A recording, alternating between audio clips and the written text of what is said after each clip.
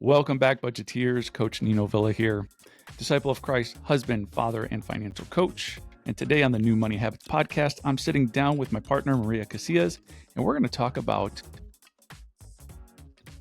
financial infidelity. Hey there, budgeteers. The new year is here, and you know what that means. It's time for fresh starts and new habits. If one of your goals is to get better with your money, New Money Habits has exactly what you need to kick things off right: the Payday Power Planner. This isn't just any budget tool. The Payday Power Planner is designed to work with your pay periods, not just the calendar month. Why does that matter? Because it helps you to see exactly when your money is coming in and going out. No surprises, no guesswork. With the Payday Power Planner, you'll know if you're working with a surplus or facing a deficit, so you can make informed decisions about your money. It's not just a plan, it's the clarity and control you've been looking for to start the new year strong. Make this the year you finally build new habits for financial freedom. Grab your free Payday Power Planner from New Money Habits today and take the first step toward a better financial future. Visit newmoneyhabits.com now, because this year it's time for a better plan for your money. So, hi, Maria. Welcome. Hi, Nino. Thank you. Good morning, and so happy to have you on as a reoccurring voice for our audience. And I'm very excited about today's topic because it's inspired. Yeah. I'm really excited because as we've been doing more and more things, so 2025 has been kind of good to us, and we're busy, and I like that. We've been doing some classes, and I know that in one of the classes, this conversation kind of got sparked as an aside, and I was like, "Ooh, that's good. We gotta talk about that." And that conversation was about different individuals having different experiences with what we would term financial infidelity. This is either somebody's over controlling with the finances, and so they're either hiding certain expenses, that sort of thing. But it can show up in other ways, like hidden bank accounts, or worst case, like double lives. But anyway, before we kind of break all of that down, yeah, that's the conversation for today, and looking forward to kind of unpacking that for our listeners. Yeah, I'm here for it. Let's do it. Yeah. So what are some of the ways you would identify financial infidelity? Like, I gave a couple of examples, but I'm just curious, like what comes to mind when you think about that? Well, I'd probably first find out like what does infidelity mean, and without having a dictionary in front of me, I would say that a common understanding of what that would mean is that you make a promise to a person, and that promise is broken by you going and doing something else.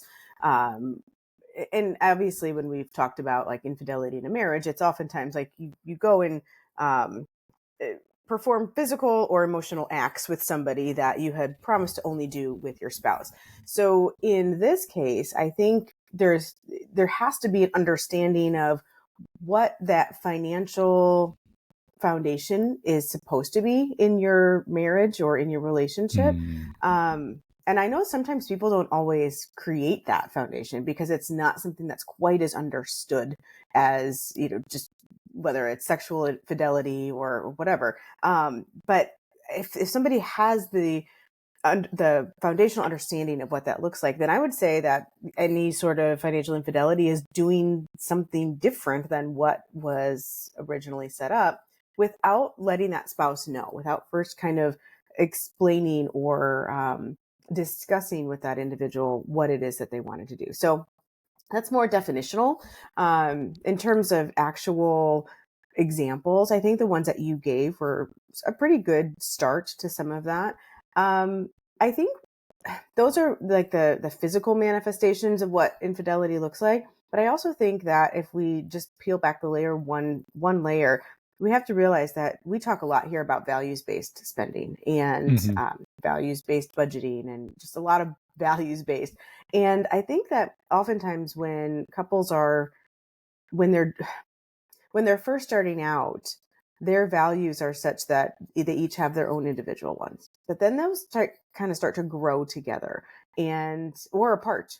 And if they're not able to discuss those and have communication around those, then I think it would be very easy for somebody in the relationship to spend one way without even recognizing the harm that it could have on somebody else. So I say all that to say that this conversation is not one about blame. It's not one about saying that somebody's doing something that, is absolutely irredeemable.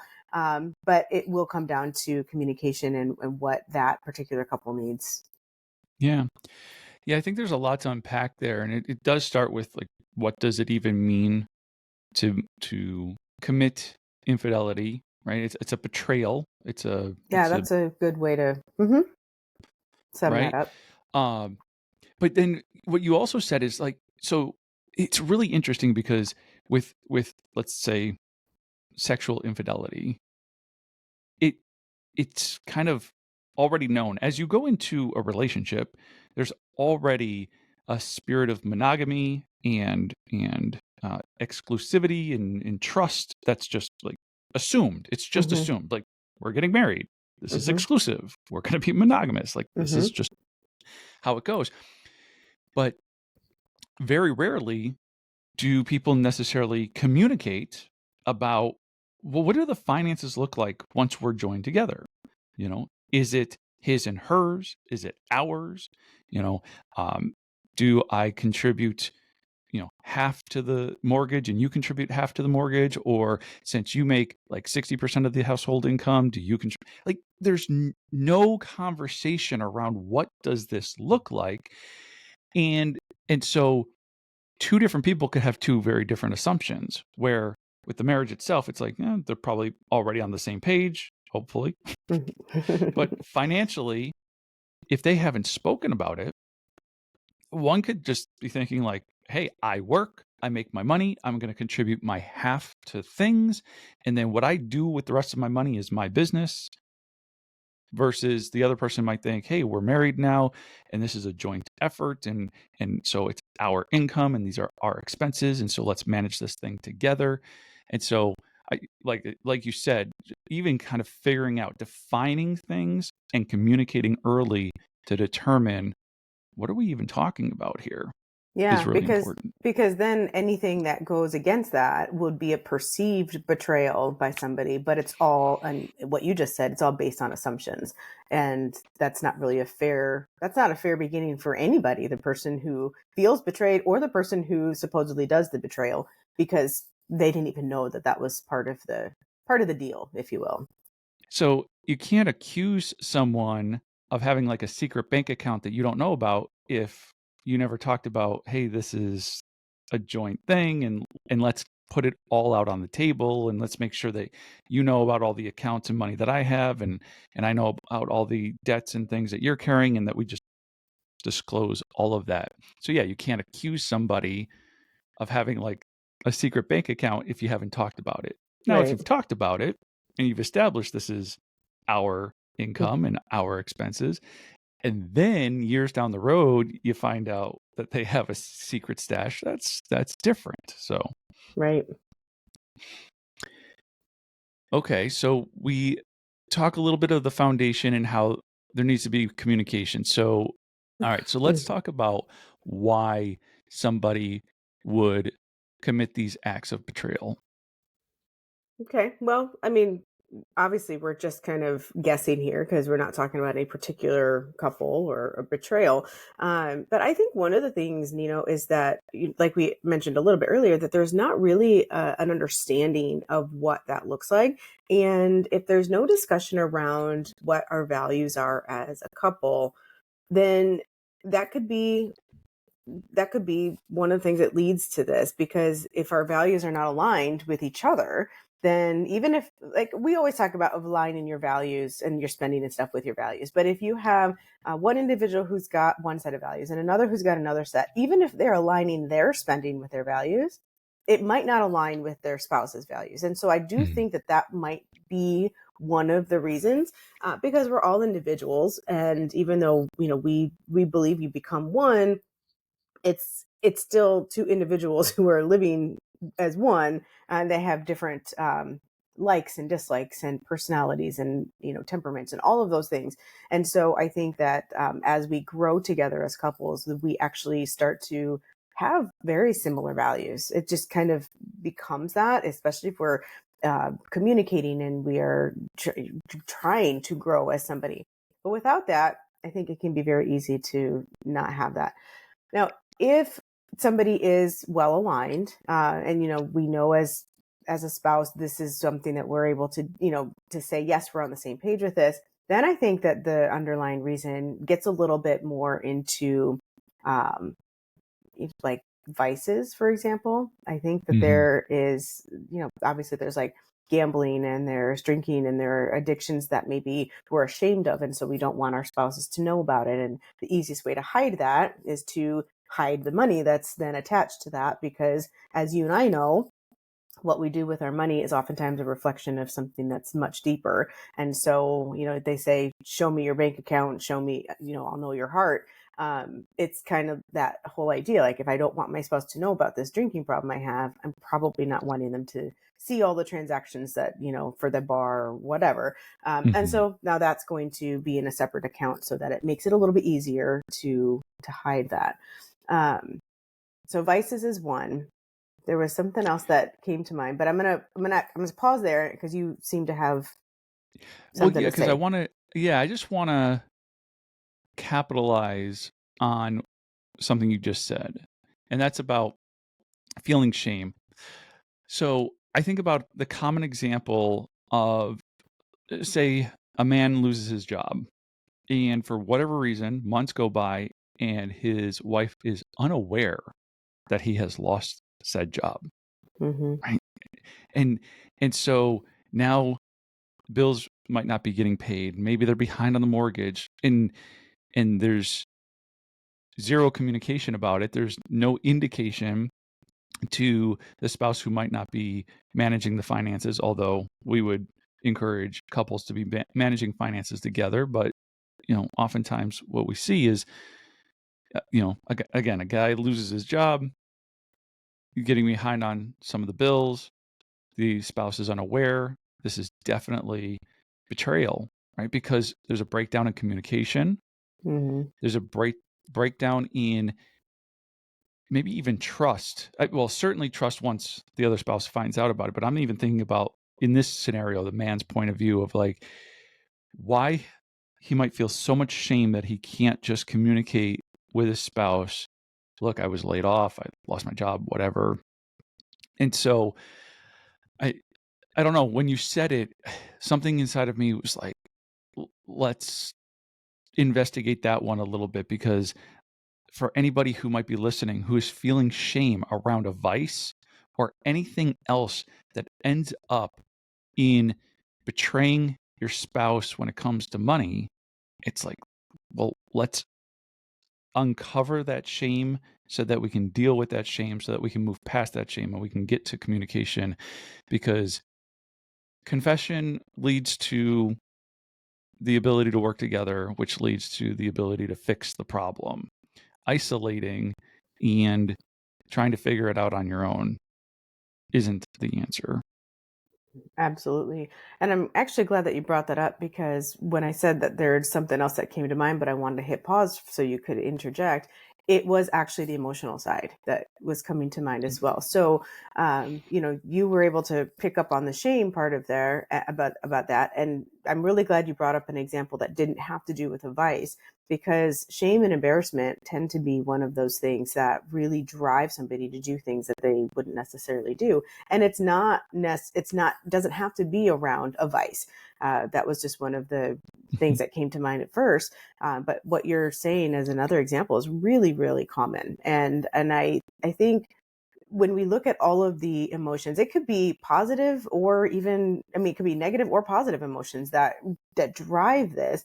You might maybe somebody gets a really great bonus and they're so excited about that bonus, and there are certain things that they've wanted to do for such a long time, but maybe it's not quote in the budget, and so that spouse is like, like, I don't know if she's going to let me do that. And so I want to have a little bit of fun with my money. I want to enjoy my money. But if we're not on the same page and allowing ourselves to do that, it could be very tempting to go and just enjoy that on your own without, without your spouse knowing. And that, I think, also is a betrayal, unless of course you're trying to surprise him or her with something, a lavish gift or something, especially if it's something that they weren't counting on as an income, if it's some sort of bonus or something.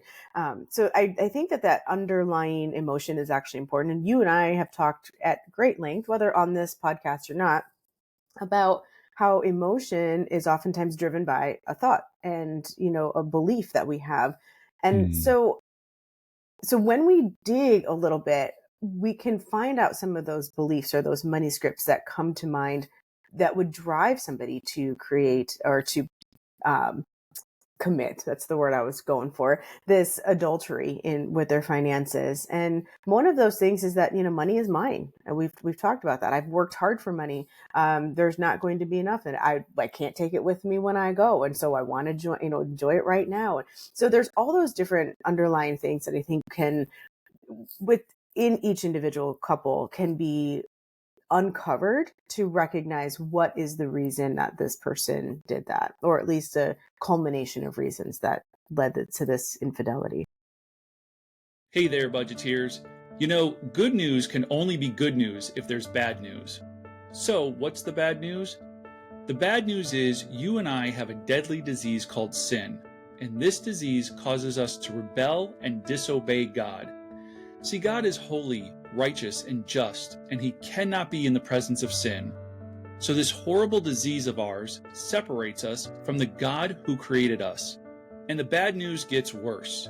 There isn't anything you or I can do to make ourselves right with God. We are dead in our sins and on our way to an eternity separated from God. But that's not God's will for us. See, for God so loved the world that he gave his only begotten Son, that whoever believes in him should not perish, but have everlasting life. God did what only God could do. He made a way for us to be reconciled to him through Jesus Christ. Jesus came into the world to save sinners like you and me. While we were still sinners, storing up God's anger against us for our rebellion and disobedience, Christ died for us. Jesus took the punishment that you and I deserve and have earned. Jesus is the substitute for your punishment and mine. Now, isn't that some good news? The word gospel means good news. The gospel of Jesus Christ is that you and I broke God's law and Jesus paid the fine. When we place our faith and trust in Jesus, we get to experience God's grace and mercy. Our gratitude should turn us from our rebellious and disobedient sin toward God, seeking after him and his righteousness. When we do, God gives us a new heart and a new mind. Praise God for his goodness, and remember, God loves, humans sin, Jesus saves. Yeah, I think about that bonus example and how, the belief might be, if I don't do this now, I'm not going to have another opportunity. Mm-hmm. Or if I tell my spouse about the whole amount, they're going to want to do X with it when I want to do Y. Mm-hmm. And so, there's just these little traps that are kind of set where I think the encouragement is don't step into the trap, and instead communicate, get on the same page. And part of communicating is being able to communicate what you want in a way that doesn't sound like a 2-year-old throwing Mm-hmm. a tantrum, right? Mm-hmm. It's like, Yep. look, we got a sizable bonus, and one of the things I've been wanting to do for a while is treat the family to a nice trip. And so I know we have these other financial goals, but since this was somewhat unexpected, can we please consider doing that too? And Mm-hmm. just communicate. Well, and I think too, I'll actually, just full transparency, share this. Literally just happened between my husband and I. So this is an example Nicely that timed. it's very, it actually works out very well. But what I was going to say is that it's not just a matter of, whatever you just said. It's also a matter of making sure that you understand, because you said how you can communicate without being a toddler. That's what I'm referencing. Yes. But it's also Yes. a matter of being able to communicate and recognize what your spouse needs from that. So in the case for me, it's my husband who got the bonus, and he, because of the way that we used to manage money, which was like name every dollar and get out of debt, and every extra dollar, every extra cent goes to the debt. I mean, I don't know if you know that. I'm sure I've shared this with you. I know your audience doesn't know this about me, but there was a time, when I was making like 5 to 12 cent payments to our credit card. Wow. I know. And it was not because that's all we had. It's because that's what was left over after we had done, the zero-based budget. And then it's like, oh, we guessed that the electric would cost 175, and it was like 174.80. So there was 20 cents left over. So at the end of any given bill or whatever, I would just pay it towards a credit card or whatever, because there was no extra fees for doing that, because everything's online now. I didn't have to go anywhere, just pay this extra thing. So I was literally doing some of that, and I pretty much ruined my husband, because at that time it was like, if there was any windfall of anything, he knew based on my behavior with our finances that every penny was going to go to that particular thing. And thankfully there was never any sense of where he, there was never any of this infidelity, but it was that sense of, I don't really want to say what I want to do with it, because I'm pretty much sure we already know what's going to happen. So fast forward 10 years, and I'm a lot wiser now, and I have a lot more grace and a lot more understanding with some of this stuff. And so he had this windfall of a bonus. It was a relatively sizable one, but we knew what the gross was going to be, but we had no idea what the net was going to be, because Caesar took what Caesar wanted. Right. So Yep. in that beginning, or in that interim time, what I said to him was, look, I know how hard you work for this, and you know some of the goals that we have, but I also know that you have some other goals. And I said, so before you even know how much it is, I encourage you to do two things. One, decide on a percentage that you want to use to work towards the goals we already have, and a percentage that you want to use for whatever it is that you want to do. And I said, and the second thing I want you to do is make a list of the things that you want to do in prioritized order, so that when we find out how much we get, we can say, oh, we have enough for that. We have enough for that. Don't have enough for this yet, but we have a little bit that we can put towards it. And what was so funny about this is, it was so, I don't want to say out of character, because it's not out of character with me, but it's out of character with what I used to be. He's like, he gives me this look like, what? You want me to do what? Like, I mean, he goes, I feel like it's not enough. Like, don't you want more? I said, I don't care if you say 90-10, like 90% you take, 10% you want to put towards the family goals. And he was shocked. He was like, I can't believe that this is actually, what you want to do with it. And I recognize, Nino, that if he goes and works hard, because he has a script in his mind, and it's mostly because of me, battering him earlier on, I think. But that script is, it's not enough. It's never enough. I'm not, even with the sizable amount, it's not enough. I make a good salary, and it's not enough. And it's like always that feeling of it's never enough. And I'm like, it's enough. It's more than enough. The blessing was abundant, and it's not enough to cover everything that we owe, but it's enough to do what we want to do, and also to have a little bit of extra that you want to do. And so I think that is just one of those examples. And some people look at me like I'm nuts, and I'm okay with that. But it's working for us, and now he feels empowered to use and guide where that money is going. And then what was really interesting is when he made that prioritized list, and then he got the amount, which, by the way, Caesar took a decent amount. Of course. It was Between like 30 and 50%. yeah, No that's what it doubt. was. And he, when he realized that he received a little bit less than he had hoped he would, it was very easy for him to say, you know what, I don't need this part. Like, these are the things that I'd wanted, but I don't need this one. These are the actual top 3 priorities. And it was so, it was freeing for him and empowering. And so I know we weren't going to talk about that example, but I hope that actually gives your audience some understanding of that, reality of how this can look, and how it could have looked 10 years ago when it was all like, nope, we have the numbers put in place and this is what we're going to do. And then just, almost militant about it. It really would have backfired. Yeah. No, it's perfect. I really appreciate examples for the listeners because it makes it real. As much as we can provide examples, instead of talking about things theoretically and like, oh, Yeah. well, if this and that.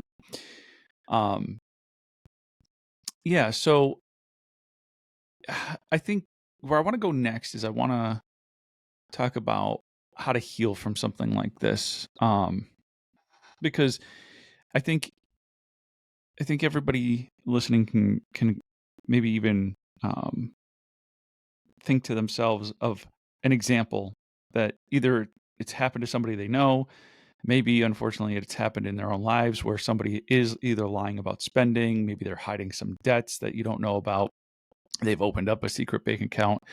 These betrayals, these examples of infidelity have occurred, but what's the path back to trust and redemption and healing? Yeah, that's a really good question. What are some of your thoughts on it? Yeah.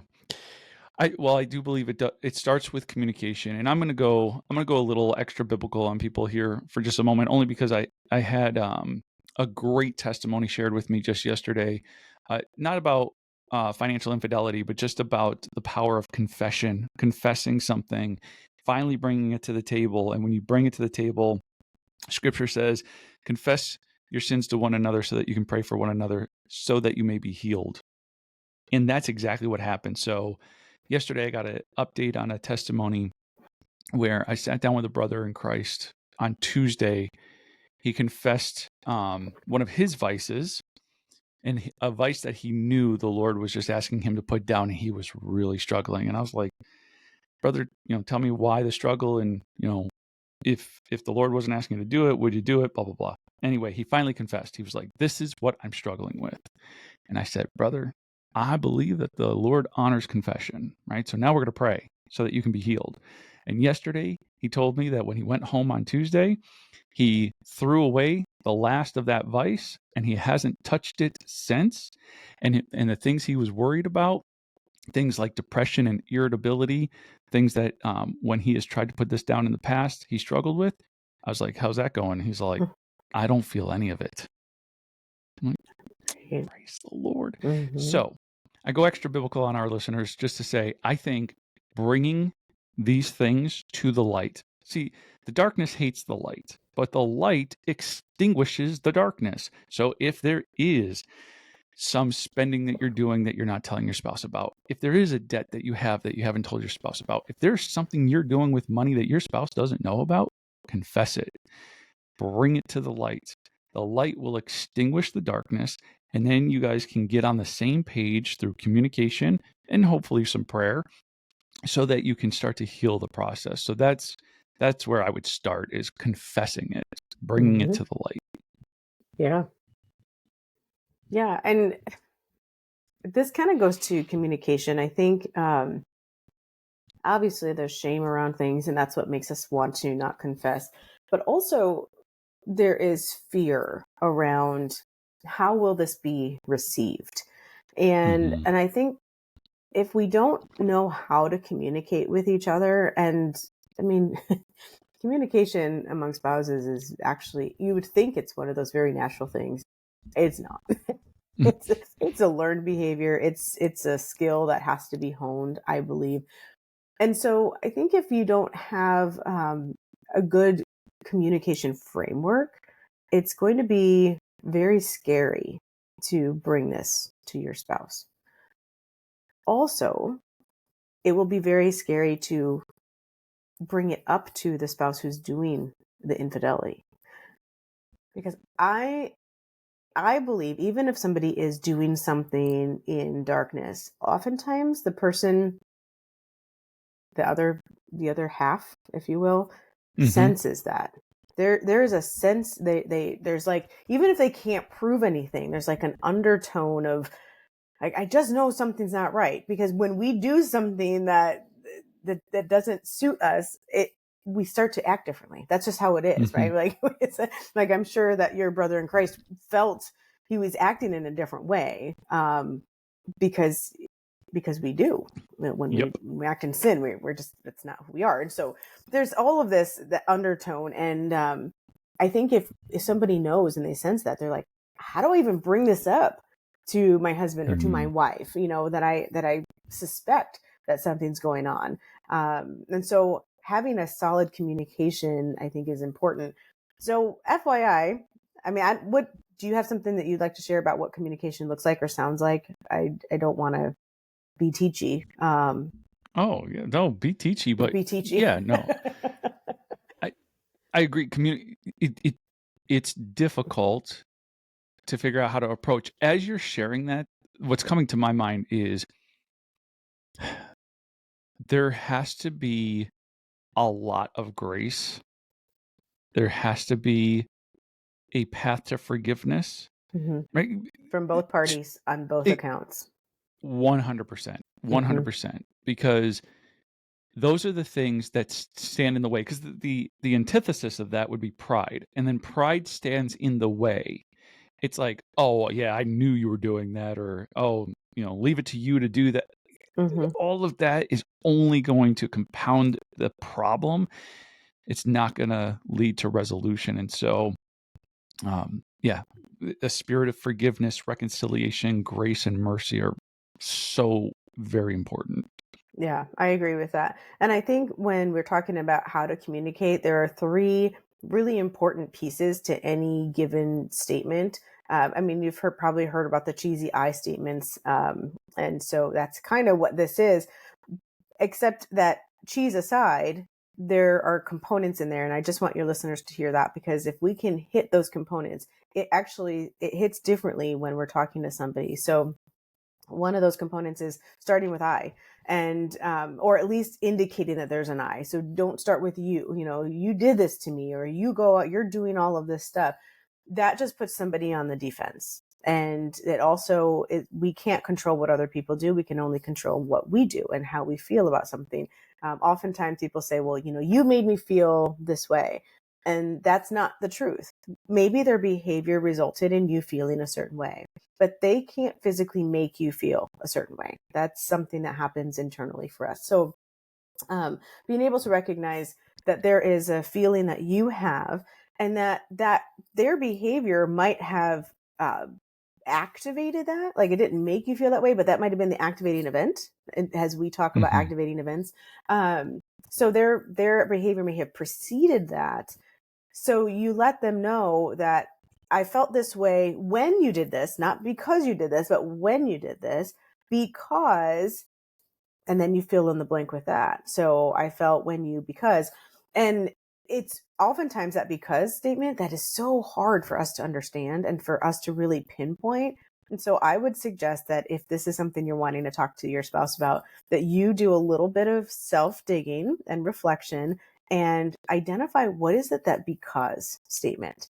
One example that comes up, it was 25 years ago as we were getting married, and it came up for me, and I thought, I'm actually gonna try this and see what works, because there was a very stupid incident where we were trying to like set up the church and try to figure out what things were going to look like, and there was this really pretty flower arch, and they're trying to decide where we're going to put that, and my maid of honor, who was friends with both me and my husband, said, oh, I think I'd like it right there, like that's a good place for it. And then my husband jumped in and said, yep, that's where it's going to be. And immediately I felt something like, and I didn't know where it came from. And I was angry. I was frustrated. And I was like, I almost felt betrayed. And I'm like, what is that? Like, why, why am I feeling that way? Because it was exactly where I would have put the stupid thing too. So it wasn't even like it Mm-hmm. wasn't the same. And I had to sit in that for a while, Nino, and go, okay, this is what happened. This is how I felt. Why? What was the cause of that? And so that's what I had to fill in that blank. And it was 2.5 days later when I finally figured out, it was because there was no consulting with me. Like, wait a Mm-hmm. minute, I'm going to be your spouse and I'm the one who you need to be consulting with for the rest of our lives. And this one thing, it was just like, and it wasn't, someone's like, well, maybe it was because it was another girl. I'm like, no, it wasn't that. It was because it wasn't me. And it was like I said, same thing I would have done, but I had to understand that. And then I communicated that to him because I knew, I'm like, if I don't communicate that now, it's going to be like this forever, and something really Mm-hmm. little can then turn into something big. And so this does work, but it takes work. And I think that that's one of Yeah. the hardest part about communication is that it's easy to yell at people. It's easy to lash out. It's easy to blame. It's a lot harder to understand what is it about this that's bothering me so much so that I can communicate that. And only when you do that will you have effective communication for that person. Yeah. So if you wouldn't mind, restate the I, when, because statement in your example. I felt. I felt betrayed when when you immediately made a decision after somebody else had said, this suggestion, Mm-hmm. because it seemed as though you were willing to either make that decision with somebody else or without my input. Yeah. Hey there, budgeteers. It's a brand new year, and that means it's time for new habits, starting with your money. Take charge of your finances in 2025 with New Money Habits Financial Coaching. This isn't your typical financial advice. New Money Habits is all about giving you the knowledge, tools, and support to make confident money moves and build a rock solid financial foundation. Here's the deal, we're offering a free discovery session to kick off your journey to financial freedom. That's right, no strings attached. In this session, one of our expert coaches will help you to identify your financial goals and create a better plan for your money. We'll help you master your money mindset, sharpen your money management skills, and keep you accountable every step of the way. Make 2025 the year you say goodbye to financial stress and hello to the freedom you've been dreaming about. Schedule your free discovery session today and start creating the new money habits you need to achieve financial freedom. Yeah, I like it. So I, when, because. I feel Mm, you want to make sure that the feeling word. right. Yeah, I feel or I Or- felt. And I think that's really hard for people too, because we don't like to be in our feelings very often. It's a lot easier to just, I don't know, just be angry. That's the other thing is I always encourage clients to find a different word because they'll oftentimes want to say angry. I felt angry. I felt mad. And oftentimes angry is just masking something that's deeper. And that's why I didn't go with angry. I didn't go with yes. frustrated, even though that's how I felt at first. But I had to Yeah. really say, what did I actually feel in that moment? And it was betrayal Mm. on a very small level, but small leads to big. Yep. Yep. I like that because as somebody who has gone through a lot of therapy and then found out a little bit about where my anger comes from, being able to communicate and just say, "Hey, I'm feeling unheard right now," Mm-hmm. which causes me to get irritable, Mm-hmm. right? Mm-hmm. Now, that's not you caused it. It's just when I'm feeling unheard, Mm-hmm. Yeah. this is what happens. And so being able to communicate with my wife that way and just letting her know, like, in this moment, I don't need you to agree with me. I don't need you to see it my way. I just need to be able to say it, Mm-hmm. to put the thing I'm thinking kind of like out on the table Mm-hmm. again. And I want to encourage our listeners to communicate in that way where you also are communicating kind of the spirit in which you're attempting to communicate. And so when I say to my wife, like, I don't need you to agree with me, right? In the past, I Mm-hmm. needed to be right. Mm-hmm. When I realized, like, I needed to walk away from that, it's like, listen, I'm not looking to be right. I'm looking to be heard. So I just need you to hear me. You don't have to agree. You don't have to see it my way. And so with when it comes to right now, I want to speak to the spouse who may approach a spouse that they have suspicions about financial infidelity.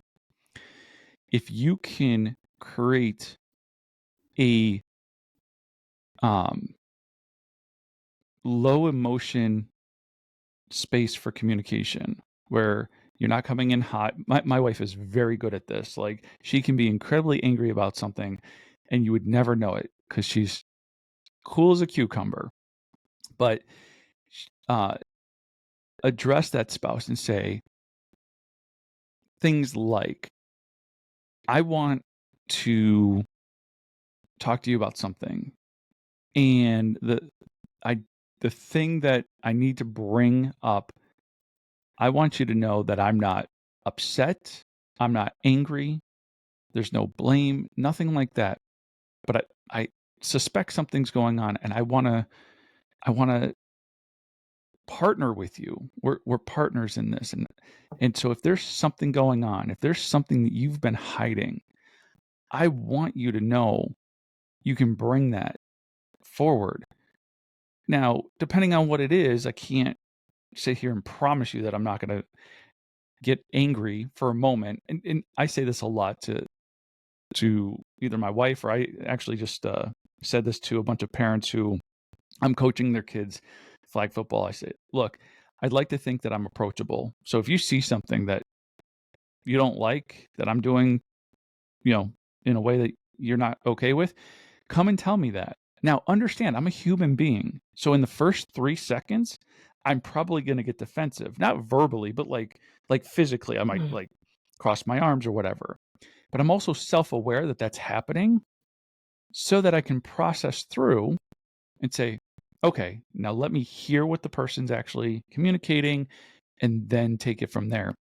And if you can communicate like that, if you can communicate kind of the parameters of the interaction, where it's like, the other way I say this is there's rules of engagement. My wife and I have rules of engagement. When we argue, we don't call each other names. When we have a disagreement, we don't threaten divorce. There are just certain parameters, certain ways that we communicate. And if you can talk about that in if you can kind of build that space for them to walk into, you you might see that they'll finally open up about it, and then you can move forward. Yeah. Everything that you just said though is what makes it so stinking hard to communicate. And that's that it actually we think that the problem is with somebody else, and we recognize that the solution is really heavily on us. Like we have to be able to set those parameters. We have to be able to control ourselves. We have to be self-aware of, yep, that first 3 seconds I'm going to get defensive, all of that. And so all of a sudden, this script has changed. And we're like, wait a minute, I thought this other person was the one who was quote unquote at fault. And now I'm the one who has to figure these things out. And I think that's what makes it so much easier to just say, you know what, it was them. It was all them. And so I can't do anything about that. And so we're just going to we're either going to sweep it under the rug or we're just going to call it quits or whatever the case may be. And so those of you who have already endured this and actually have come out the other side, that's a testament because we recognize that this is not an easy thing. And I think the way that you set that up for somebody is a really good way to approach somebody. So I appreciate you doing that for the listeners today. Yeah, my pleasure. It's been a tough road for me to even get to this place. And like you said, it takes a lot of work. Yeah.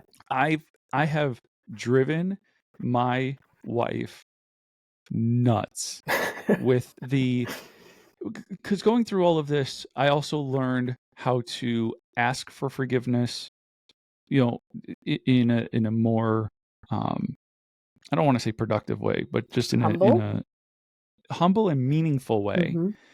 So we'll get into a spat, and in the moment, my pride is in the way, and so in the moment, I want to be right.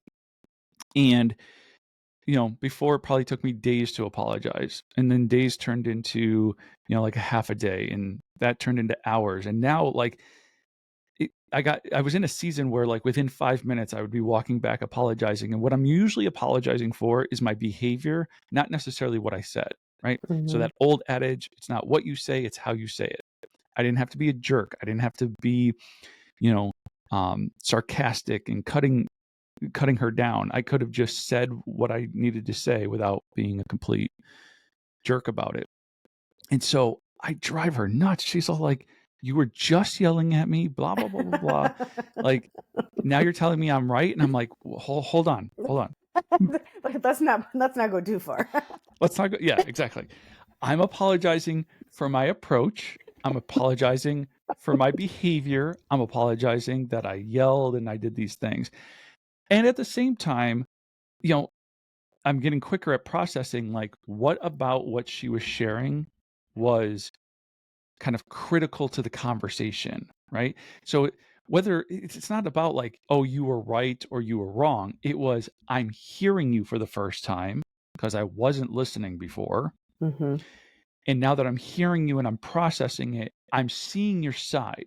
Doesn't mean I necessarily agree, but I want you to know, because this goes back to, I want to be heard. Well, if I want to be heard, I better hear her. Mm-hmm. Otherwise, what a hypocrite I am. Mm-hmm. And that's even more jerkish than just being a jerk. Mm-hmm. Mm-hmm. So Yep. it's been a long road. Yeah, but really good points that you're making. I mean, that listening is another very important part of that communication. I mean, it's one thing to be able to say what you feel and what created that, but then you have to be willing to listen to what that person is saying back. Because even if that person, most likely, if you're listening to this podcast and you are someone who's kind of like the self-help person, chances are you're a little bit further along on that path than your spouse is. And so it's going to be very easy for you to be like, well, I'm going to say all these things. But if you don't then listen and even help draw out of them what they're feeling, help almost, I mean, not coach your spouse, but kind of, drive that conversation and give them space to then try to tell you back how they're feeling and what behaviors you did that then resulted in some of that. And so I think that is just such a critical point that you made about listening. And I think this has been, I don't even know if it was supposed to turn into this, but this has definitely been more of like a, a crash course on how to communicate with your spouse. And there's some really good nuggets in here. Yeah.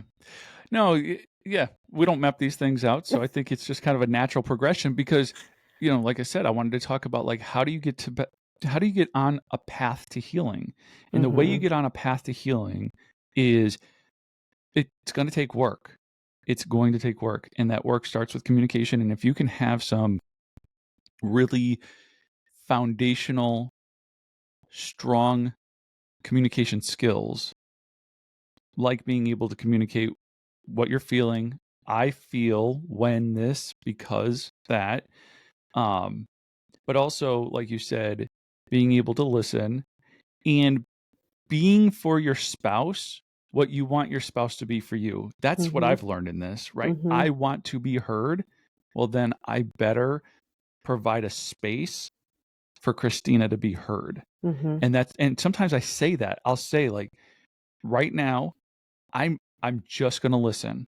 So I'm going to kind of like nod my head because like I notice I have to kind of say these things because in the past I was just doing it. And she's like, "What? Now you're mad and you're not talking to me?" And I'm like, "No, no, no. Like I'm trying to refrain from verbal vomit and just being a jackbutt. So in this moment, I'm just going to listen and I'm not going to say anything. Not because I'm mad, but because I know that I can spout off at the mouth and, you know, I'm a pretty good manipulator of conversation, right? So like if I want to, I can destroy your argument within seconds and I can make you feel like this big. I don't want to do that. Mm-hmm. That's not who I want to be. So one of the biggest things I have to do in order to combat that is shut up and listen. Mm-hmm. And that brings me to another way to help get out of this, and that is find out who you want to be. Like really do some self-reflection and who do you want to be, who do you want to become, and who do you want to become with your spouse? Because if you don't have any sense of that, then even if you quote unquote address this issue, it's not going to have any resolve if there's not an understanding of where you guys want to go together. So if indeed you didn't set those parameters when you first got married, this is a really good time to do that.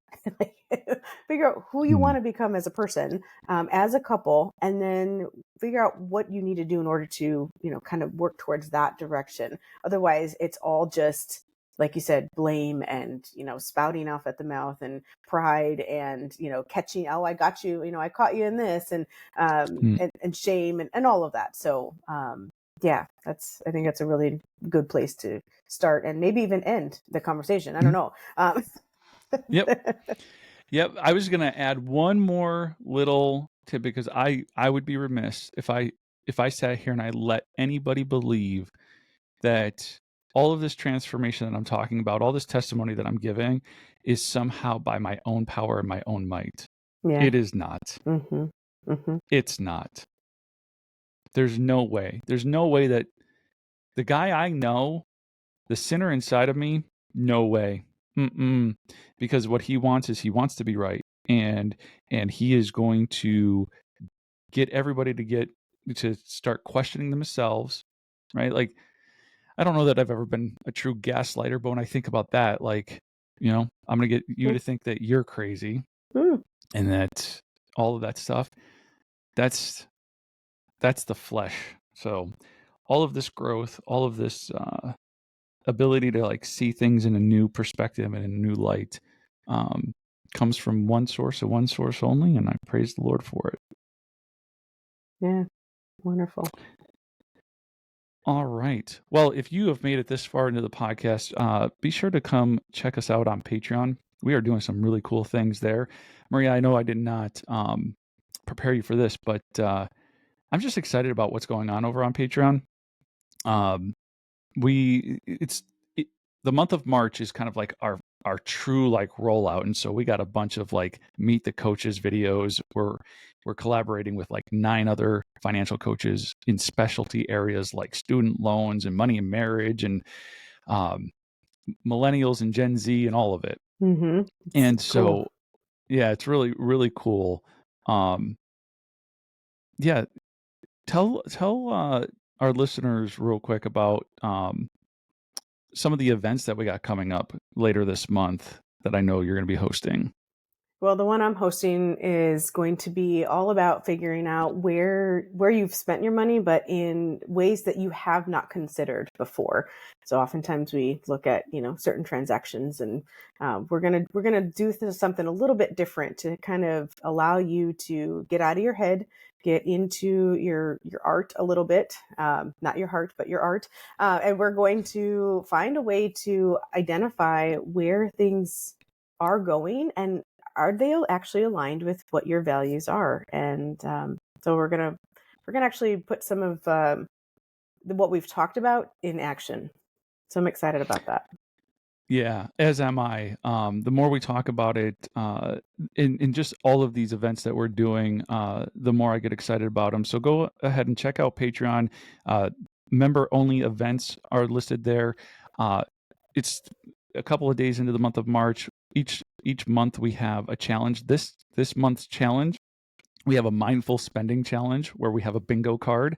So that's incredibly exciting, to see who's going to be able to call bingo first. And so there are free resources over there. There are 4 different membership types. Check those out. See which one is going to be right for you. Come and join us over there. Again, we're curating a ton of content. We have a cool series called Golden Nuggets, in which these financial coaches are giving you like the gold in 5 minutes or less about all things finance. So come check us out over there and get signed up for these events. Join the challenge. Let us know how it's going. See if you can be the first to call bingo this month. Yeah, patreon.com/new money habits. That does it for this episode of the New Money Habits podcast. Remember, if you have any questions, make sure to hit us up on social at New Money Habits and follow us on Spotify, Apple Podcasts, or wherever you listen to podcasts. Please consider leaving a 5-star rating and review to help us spread this message of hope to people looking for a better plan for their money.